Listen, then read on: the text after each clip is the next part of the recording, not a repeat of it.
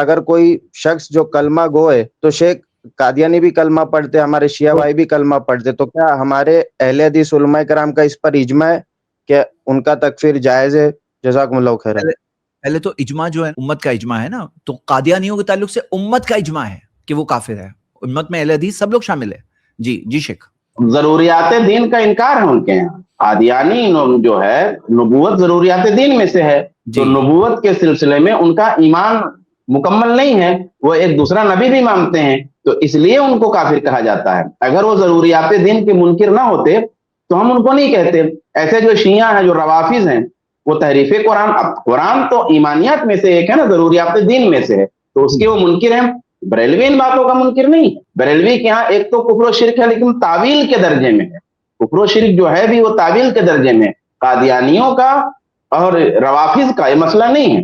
روافظ میں بھی دو کیٹیگری ہے، ایک پڑھے لکھے روافظ جو دین کا علم رکھتے ہیں، اور ایک عوام الناس۔ تو جو دین کا علم رکھتے ہیں، جو پڑھے لکھے ہیں، ان میں عموماً کافر ہی ہوتے ہیں، اور جو عوام الناس ہے وہ عموماً ان چیزوں سے بری ہوتی ہے۔ تو فرق ہے بریلویوں میں اور روافظ میں اور قادیانی میں۔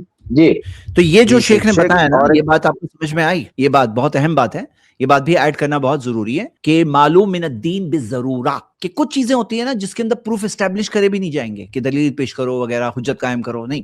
معلوم من الدین بالضرورہ جو چیزیں ہوتی ہے، جیسے نبوت میں آخری نبی محمد صلی اللہ علیہ وسلم ہے، تو کوئی نماز کا یا تو انکار کرے، بولے نماز میں نہیں مانتا، تو یہ کیا ہے؟ معلوم من الدین بالضرورہ چیزوں میں سے ہے۔ یا کوئی کہے کہ قرآن محفوظ ہے، میں یہ نہیں مانتا، تو یہ بھی معلوم من الدین بالضرورہ، یعنی اب اس کے اندر کیا ہوتا ہے؟ حجت قائم کی جائے گی، پروف اسٹیبلش کیا جائے گا، وہ سب بھی نہیں۔ یہ ایک ایسی چیز ہے جس سے یعنی کہ بس جیسے شیخ نے کہا نا، کچھ ایسے لوگ ہوتے ہیں جن کا بس تکفیر کرنا باقی ہے، بس یعنی کہ پورے یعنی بارڈر لائن تک پہنچ چکے ہیں ویسے۔